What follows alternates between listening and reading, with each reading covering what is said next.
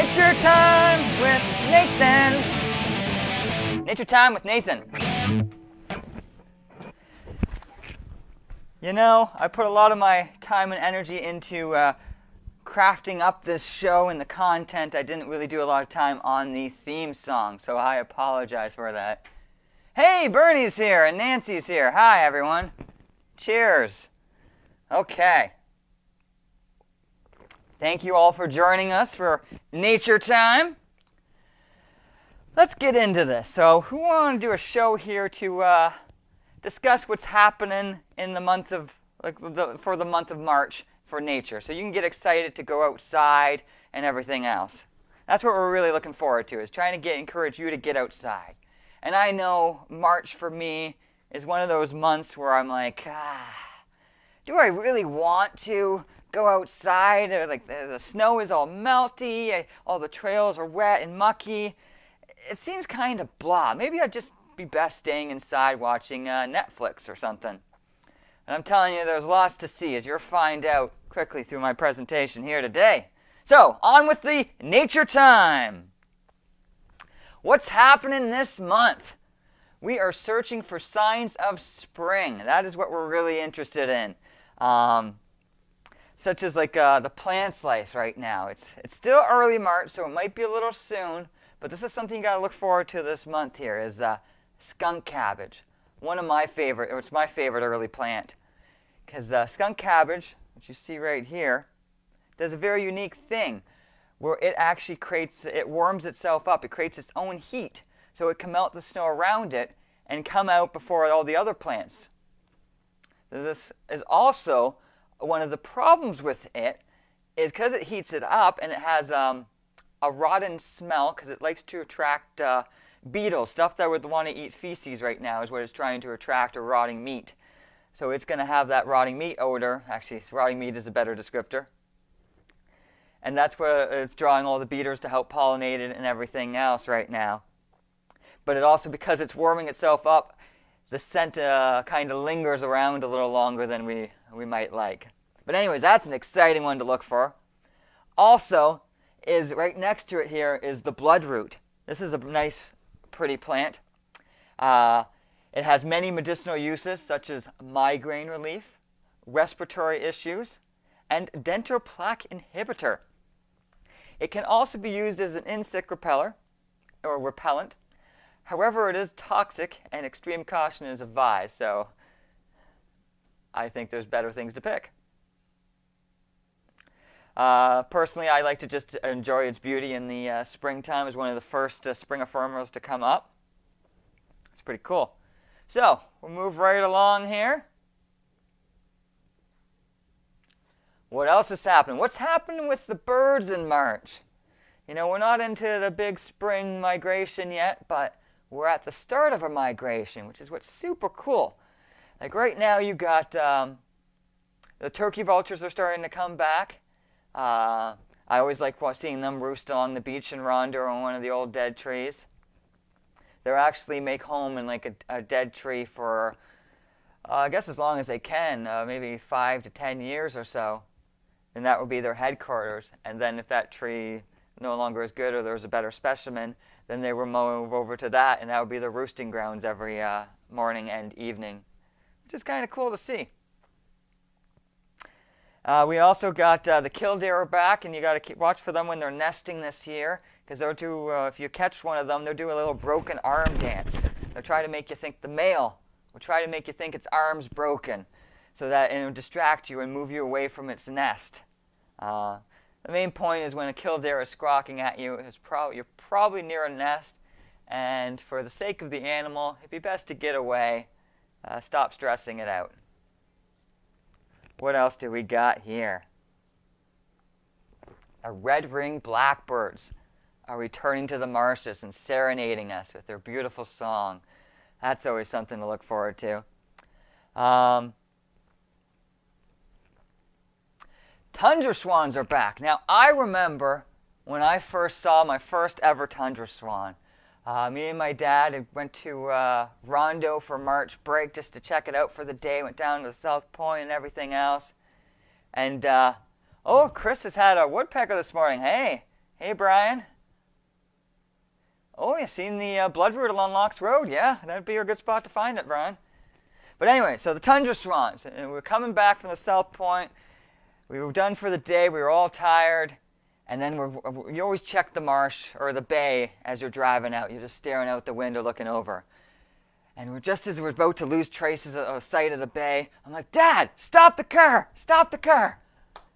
What's that? And there are hundreds of the biggest birds I've ever seen in my life. These great big white tundra swans. I'm like, what are those? So we get along the shoreline and we're checking them out. And you even got some of them would just stand up and pout their wings, and they got a massive wingspan. We don't see them often down here, just March and this fall, because that's when they migrate. But they live in the Arctic, clearly, and they weather down south for the summer or for the winter. But they are just an amazing creature. You got to see them. So as you see here, one of the ways we recognize these from some of the other swans, because we also have mute swans and trumpeter swans, is you see the yellow here? And if you see it here, there's a little bit of yellow there.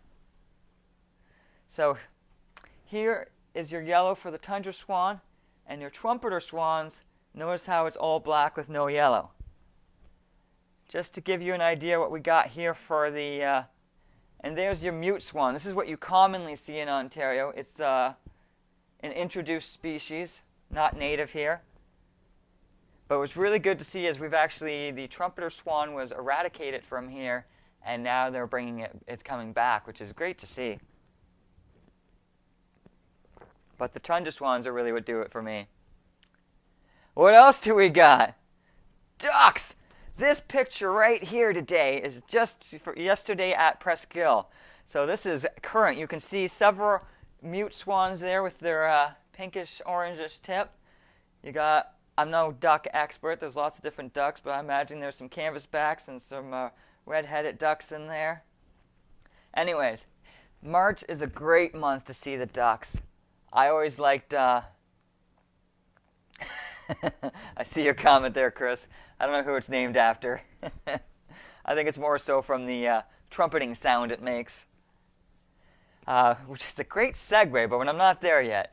So for the ducks, this is a great time, especially I always remember trying to sleep in Rondo outside my cottage, trying to do some winterish camping. And the ducks the waterfowl would keep me up at night because they would just be squawking all hours of the night. So, get to some open water and try to stare at all the ducks. Okay, another thing, as Chris was mentioning there with the name of the trumpeter swan, which I believe it's from its trumpeting, one of the annoying things right now is the Canada geese are coming back. And they're hunting for territory, for nesting grounds. So they're awfully territorial, which is always the time that I like them the least, because I'll be walking around minding my business, and all of a sudden I'll be squawk, squawk, squawk, squawk. And I just can't stand it. I've tried to go to war with them. Anyways, they're a beautiful creature, a great thing.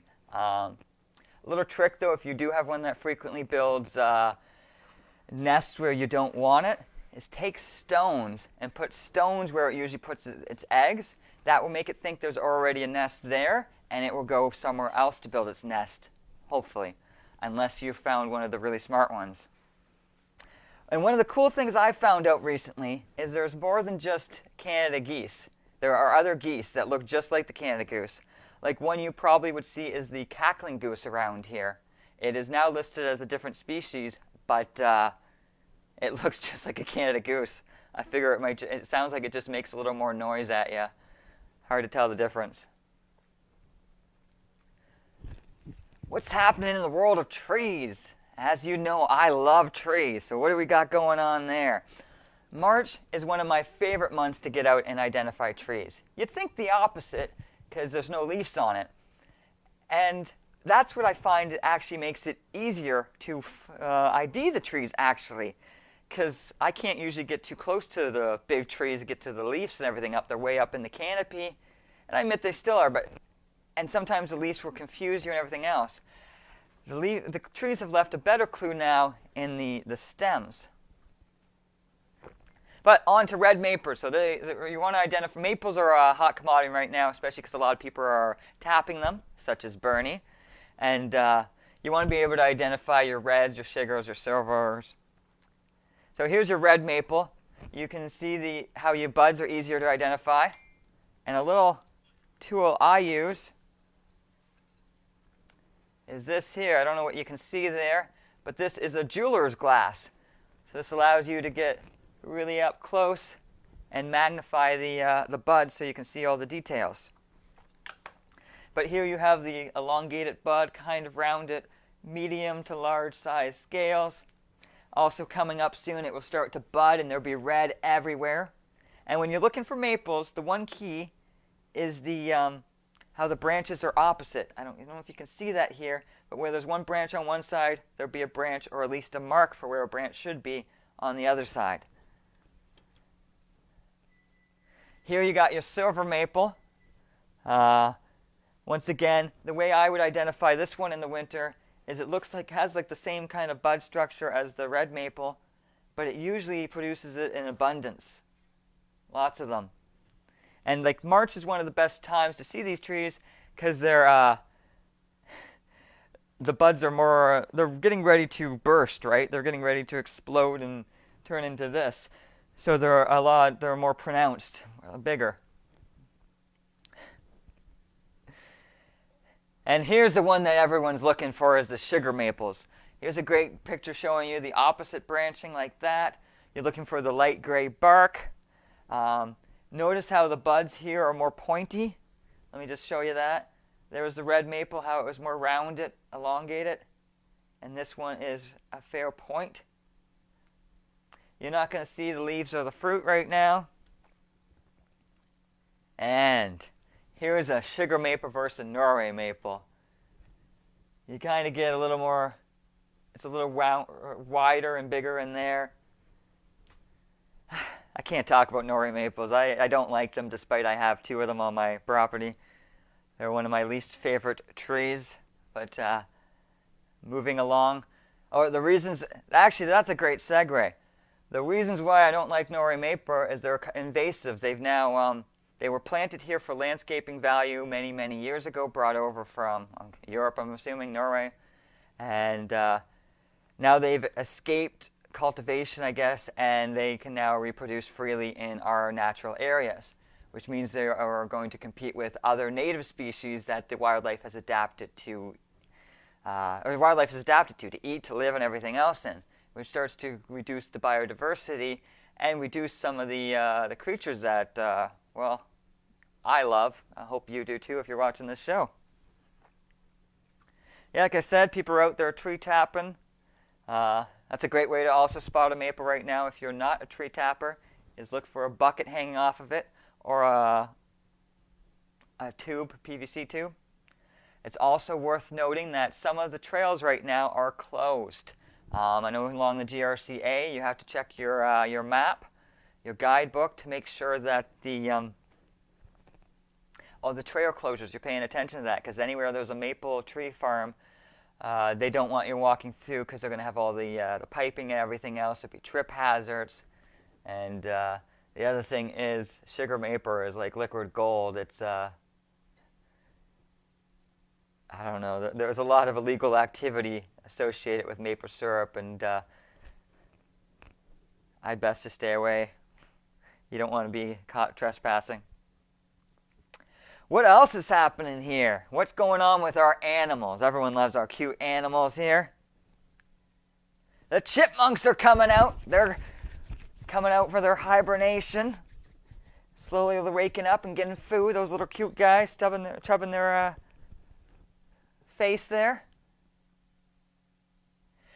Can you tap any trees other than maple? Yes, you can tap quite a few trees. One thing I don't note in my presentation is sugar maples. There's also black maples. I've never been good at identifying black maples, only when they have leaves, because they're supposed to be more droopy.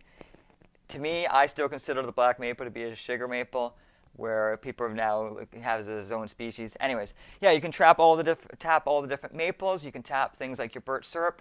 You can pretty much tap almost any tree that most of them would be having a sap. But you gotta watch out, especially depending where you are, like South America, some might be poisonous. And sugar maple is the one that produces, I found, it's because there's abundance of trees, sugar maples, and it produces the best concentration, and also probably one of the better tasting saps. I'd personally like to try birch sap, but you need a lot more birch trees. I think it's a 40-to-1 ratio for maple syrup, and I think it's like a 250 ratio for birch sap. Hi, Tiffany. All right, so we got our cute little chipmunks to look out for right now. Also our squirrels, and I know most people don't seem to care about squirrels, but you know, they're our friendly little neighbor. They're worth checking out. It's interesting to see what they're doing with their hiding their nuts and trying to find them and sometimes they're trying to play tricks on you because they think you're going to try to steal their nuts. Obviously it's happened at one point.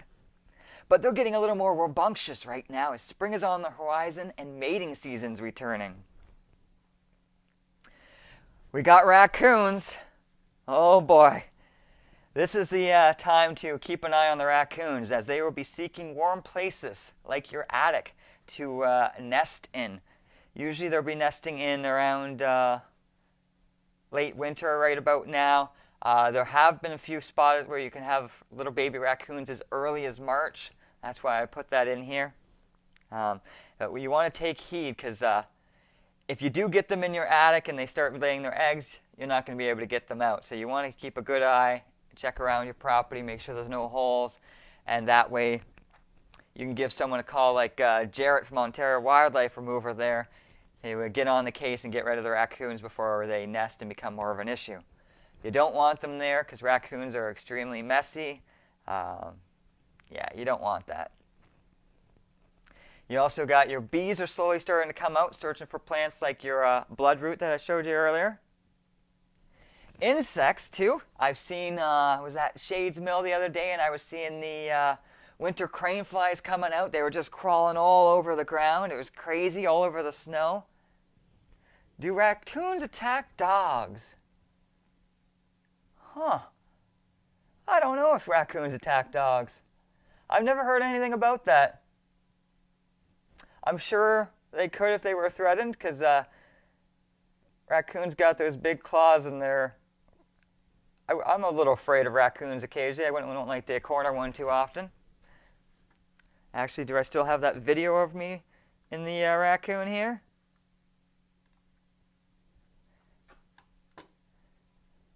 So as you can see here is a raccoon that is just emerging for maybe its first time this after the winter. And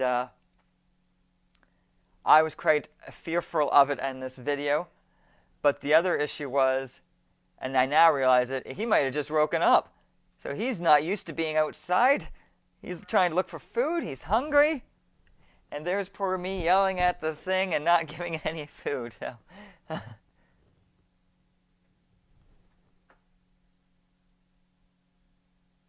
anyways, so that's what you got to look for right now is a little dazed canoe or dazed raccoons hanging out there. All right, let's get back to the slideshow quickly here. Another thing I've seen is I've been seeing the ladybugs come out. They've been in the buildings at work just walking around. Haven't seen them all winter. I'm not putting a raccoon in my jacket. I have had a raccoon on me once when I passed out next to a fire. And I left the chips next to me, and it started getting in the chips, and I woke up, and there was a raccoon on my foot. That's as close as I like to get to them. I love raccoons, but with all wildlife, I'd rather it not be near me or touching me too closely. I'd rather observe it from afar. What else do we got going on here? Let's move along. Oh, okay. We're into the night sky, so... I was told there was a meteor shower. Oh, I gotta get this slideshow back up here. Oh, one moment. Okay, so I was told there's supposed to be a meteor shower looking south, which is that way, which I can't tell. And I've been looking for it in the morning. And I haven't really seen anything. It's looking due south at Centaurus, which isn't quite up right now. So maybe more later in the month you might find that around midnight, a shower. but I would rather say maybe wait for a better shower unless you're just out there and happen to see it. But if you do see any meteors, let me know. But what's really interesting right now is you got the vernal spring equinox on Sunday, March 20 at 11:33 a.m. That will be when they will be perfectly tilted with the sun, lined up perfectly like that. It's the day where we have 12 hours day, 12 hours night. So that's kind of cool. And what you want to be looking for right now is Venus. Venus is at its, what did they say? It's at its, will be visible in the morning sky and will be very bright, initially in Sagittarius and moving east into Capricornus. And so this is looking in the southern hemisphere here toward, southeast, east, southeast. You got Saturn, Mercury, and Venus and Mars. And here I was looking kind of south, and there's Venus at work. I took a shot the other day. Ladybugs bleed from their knees when threatened. Okay, well, try not to threaten too many ladybugs. After the ladybugs made it with the Asian ladybugs, I'm not as much a fan of them. Pretty much all ladybugs seem to bite nowadays. It's just not the same as seeing the more vibrant red ones we used to see it when I was a kid, but that's what happens. So you also got, there's Capricornus, where you should be able to see Venus. That's the bright one you're going to see. You might be able to see Mars and Saturn and Mercury, but this is just before sunrise is when you want to get up to see this. I know we have a lot of early birds here that just love waking up early. Positive news! This is a segment, my favorite segment here. Monarch populations are up. That is great news, and I think they were astronomically up. It sounded like 1,000% increase. It was quite good news. Since it is Invasive Species Week as well, one of the reasons why the monarch population has been declining is because of dog strangling vine. And the problem with that is it's an invasive plant that people have planted. They brought in, they thought it would make great ground cover or something. They planted it. Didn't turn out well. Now it's everywhere. It's out of control. And it's in the same family as milkweed. So the monarchs will lay their eggs on the dog strangling vine, but then the caterpillars will hatch. And even though the monarchs thought it was milkweed, it's not. The caterpillars won't eat it because it doesn't have the stuff they need to eat. And then they will starve and die. So that's been reducing the monarch populations besides just a general decline in milkweed and habitat loss pretty much. So that's great. Populations are up. Yeah. And another thing that I didn't put in my slide here, but good news on the deer. Chronic wasting disease was not found in Ontario this year, which is great news. The Ministry of National Resources does monitor for that. They usually ask hunters to give in, I guess I'm not a hunter, but give up parts of their deer to get to test it to make sure that the animal didn't have chronic wasting disease. So I believe that is still, I think that's still found south of the border. So it might come here eventually, but for now, we're good. What events do we got coming up? Well, March break's coming up. So the Westfield Heritage Village will be having their Maple Syrup Festival, March 6th, 13th, 16th, 17th, 20th, and 27th. Reserve your spot now. I believe it was about $10 to $15 a carload. Make sure to check their website. Ontario Parks is also going to have events on for March break. So that's going to be, keep an eye out for what they're all doing. Because of all the restrictions just being lifted, a lot of places are scrambling to put things on for March break, so there's going to be a lot more news coming up. But that's what I got.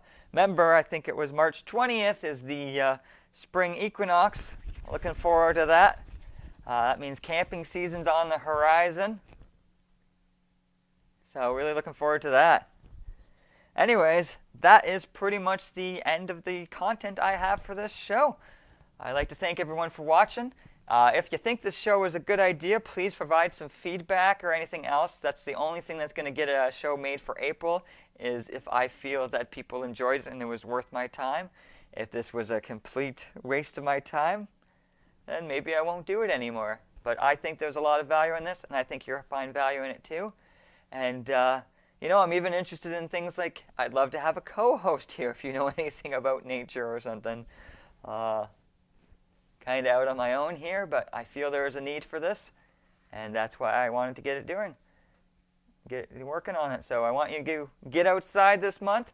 Let me know what you see anything. If you see anything I mention in here, everything else, I wouldn't mind sharing some of the stuff to my page if we see anything interesting outside in this month.